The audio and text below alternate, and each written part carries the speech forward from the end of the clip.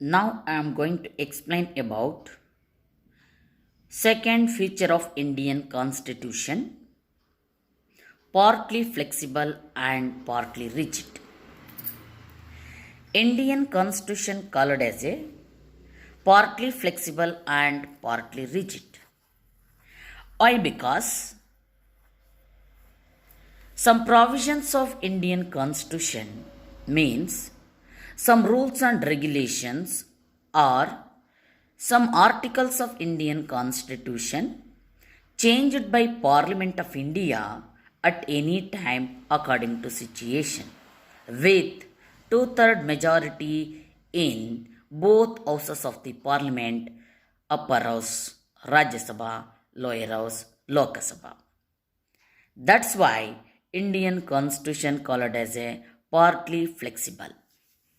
For example, some provisions like or some rules like or some articles like citizenship matter, reorganizations of new state matters, creation and abolition of Vidhana Parishad of the state, etc.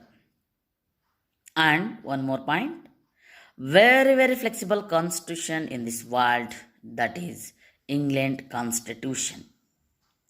Still today, England country don't have any kind of written constitution.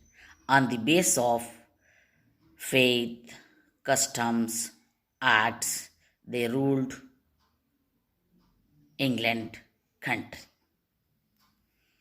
Next, very rigid constitution means without some amendment procedure of Indian Constitution, our parliament cannot change some provisions or some rules and regulations or some articles of Indian Constitution.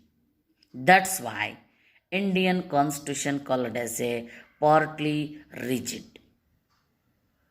For example, some provisions like relationship between union government and states or central government and states, judiciary matters means Supreme Court and High Court matters, president elections, etc. Very rigid constitution in this world, that is American Constitution. Indian Constitution having both country features like England flexible features and American rigid type of features. That's why Indian Constitution called as a partly flexible and partly rigid.